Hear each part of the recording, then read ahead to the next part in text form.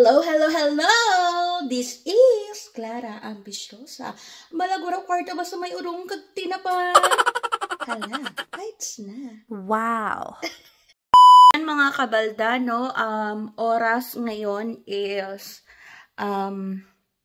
magtutuna or 2 p.m. na ng hapon. So, mag-prepare na ako kasi magluluto ako ng pansit gisado.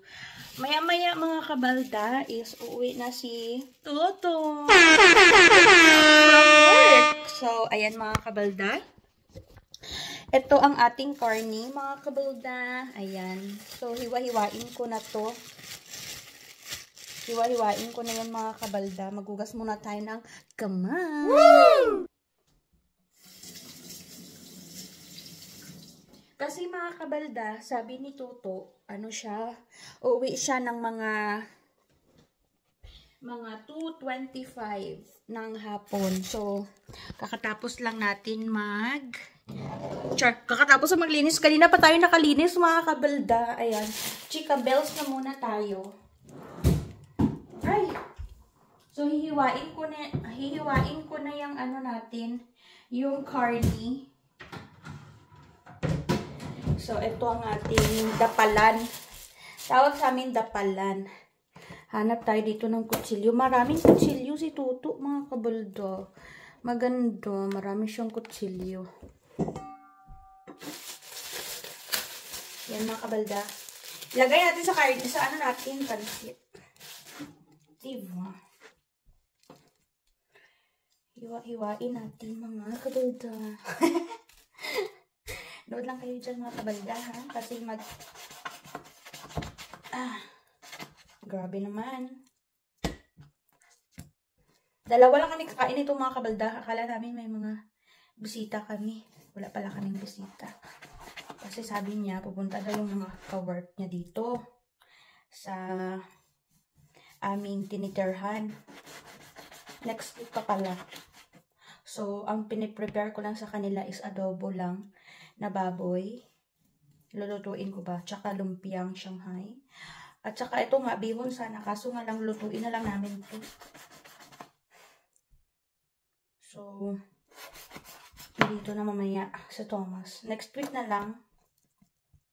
Iwain ko lang siya ng maliliit. No? So, watch na lang kayo mga kabalda.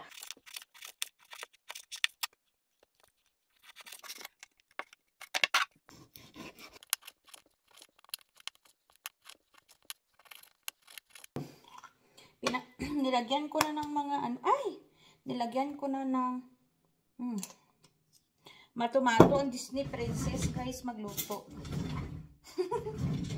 Paano ta makamaan kung hindi ta pag matumatuhan, di ba? Ay, magsalig lang ta perminti sa nanay ta nga gwapa. Maan lamang. So, syempre, dapat matumato. Okay. So, ano pa ba? Lagyan natin ng tuyo gamay. Marinate ang karne. Kunti lang kay baka mapait man. Yan. So, magsa-slice din tayo ng guys. So, tapos ang karne nila dito guys, no, wala ugas-ugas. Kasi malinis naman na kasi eh. Hindi pareha sa Pilipinas na kailangan mo pang hugasan. Ano na tayo ng mga gulay natin. Mag-slice tayo ng mga gulay. Wala ba si Tuto? Bombay. Gamitin natin to. 2 carrots. 3 carrots na lang para may vegetable kami. Yan, kunin natin to. Ito, bawang. Maghiwa na tayo ng mga gulay.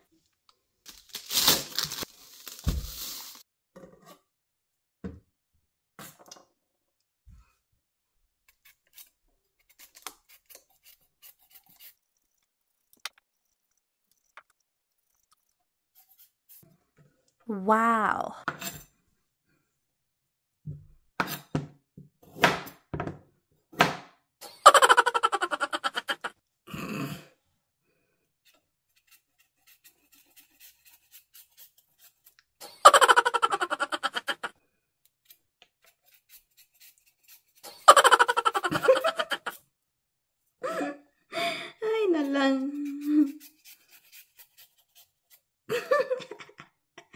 Paano magluto ang inspired way? Woo!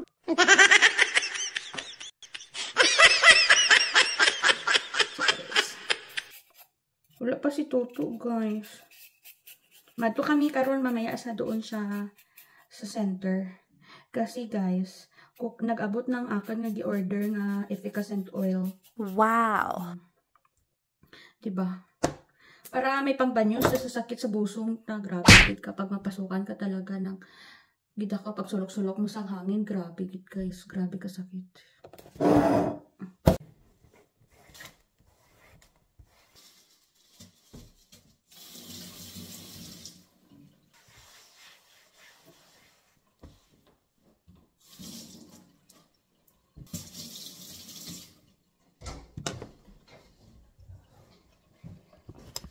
Hi guys! Nandito na si Toto!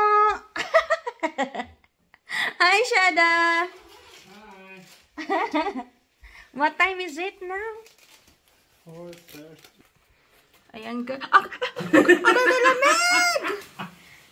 Ay! May snow pala dito. Yeah. Ayan guys, oh. Diba? It's It's so cool. just snow. Ah! Nothing. So, yan guys. Papunta tayo muna sa center. Kasi kukuha tayo ng efficacent oil. Yan. Tapos, may pera tayo. Makabili na tayo ng chocolate. Maraming chocolate. Yay! Yan. Bihis muna ako guys. Ito yung i-jacket ko lang. Hindi nadagdagan. Yan, mag-prepare muna ako, guys. Yan. Kain tayo ng chocolate. Ah, okay. Hi, mga kabalda. It's so cold outside.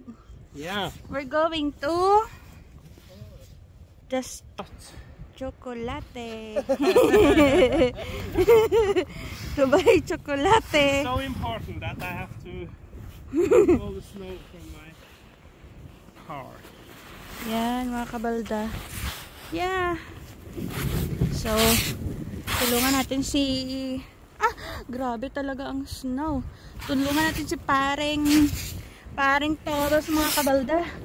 Sa kanyang sasakyan. Ayan, no? Yan, tulungan natin si paring Thomas. Grabe ang hangin, mga kabalda. Grabe na talaga to. Oh, yan. Yan, tulungan natin si paring Thomas. Oh my gosh. Grabe mga kabalda, talaga ang hangin. Oh. Oh. Ha? Nothing. I said, kapoy na naman mag-explain mga kabalda. Kay ating paring Thomas. I said, the wind is blowing. A lot of wind today. It's a storm. Yeah, there's a storm daw mga kabalda. Whew. It's not usual up here. Yeah. Oh my god, my hands are freezing. It's usually, the wind is usually more south than normal. So when it's blowing here, it's a bit more unusual. I see. But it happens from time to time. Grabe, kita niyo yan mga kabalda. Yan, hangin yan. Grabe talaga. Mas okay lang pag mag-snow, pero pag mag-hangin na, ayun na talaga. Okay, come on. Grabe. It's your efficacent oil. What? Efficacent oil. Efficacent oil. Pasok na tayo mga kabalda. Inayos na ni paring Thomas ang ating... Ayan. Nga mga kabalda. Ayan o.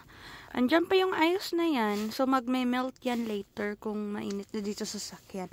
Hindi pa na-start ni Thomas. Ayan. Diba? Grabe na talaga to. Snow pa more. Ayan. So, thank you, Lord. Ayan guys. Oh, oh. Oh, diba? Kahit sa loob ng car, meron. It will melt. Let the car do its job. Papainitin muna natin ang ating kakotsihan. Ayan. Grabe, pati sa loob. It's only my -1 out as well. So it will... But yesterday it's -11. Yeah, that's fine. Mga kabaldan, dito na kami sa bahay. Nakabili na kami ng chichirya at kinuha namin ng efficacent oil ni Shada ko. So, pending ang ating pansit kasi yan. Ayan na guys. Oh. Salit Campo Menthol. Ang laki ng box na Extra strength. Yeah, it's the extra strength one. Yeah, I like it. Extra strength. Yes. Yeah, you said it was extra strength and you saw that. It's because there's like They probably didn't have a picture on the site, but they had it on the... it was still extra strength because they didn't have any picture of it. Because they said extra strength on it. Yan, binili namin ito guys. Okay, you have to learn the Norwegian words now. This, what it says in English. Cheese doodle. Yeah, and this is a Swedish brand actually. This in Norwegian we call it ostepop. Ostepop. Yeah. This one. Sørlands chips. Sørlands chips, because it's from the south, around Kristiansand. Okay. And the potato chip in Norway is, you remember? Potet. Gull. No? Potetgull. Ah, potetgull. Yeah. Potetgull. Gull is gold. Ah. Potato gold, we call it. Okay, I see. And then, and that's actually says here, potetgull. Ah, potetgull. Written in gold. Ah, okay. And then we bought 3 Freya chocolates. Yeah. That one, the other one. Freya chocolate. Yeah. And what is chocolate in Norwegian now? Chocolate. Try to read it. Chocolate. Yeah, so chocolate. Yeah, read the whole word. Milk chocolate. Melke. Chocolate. Yeah, very good. Milk chocolate. And smash. It's called smash. Yeah, smash. And your favorite one.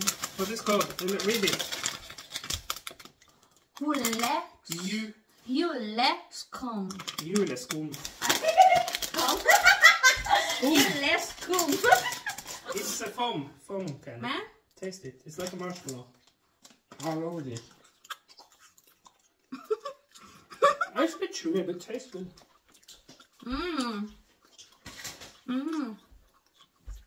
It was, I remember an electrician store, like electro shop, where they sell games and things like that. One Christmas they bought those in to sell to customers. And no one bought them. So after Christmas, they sold them in like big buckets. And after Christmas, they put them on sale. Like one bucket was 20 kroners. I bought like 15 of them. My God, a lot talaga. Ito ang pasalubong ng kapitbahay namin. Do you like it? Yeah. Or is it too chewy? It's chewy. Okay. This is the souvenir of our neighbor from Bergen, Norway. The thing is, you have eaten already Stratos, you remember? So this is Freya's version of Stratos. And Freya recently was in almost got sued by Nidar because Nidar thought they copied the Stratos one. I still prefer Stratos over Bubble, but the Bubble one is good also. Oh, really? Yeah. Yan guys, so magluto na tayo ng pansit guys. Mag-slice na tayo ng pansit. Hindi ko na kayo nadala pala doon sa store kasi yun nga, mabilis na kami doon guys. Nag-pick up lang kami ng efficacent oil. So, Efficacent oil? binili ni Toto. Kasi nga 'di ba? Kapag masakit ang tiyan natin, wala tayong panghaplas. So, need natin ng efficacent oil. Tsaka may pau di arko na tayo. Pau di arko, manami sa akin nga busong kay makautot, utot kita. For the char lang, guys. Ayan. So, magluto muna ako, guys, ha, ng ating, napansit. I'll update you later. Guys, ready na ang ating, ingredients. Charis lang.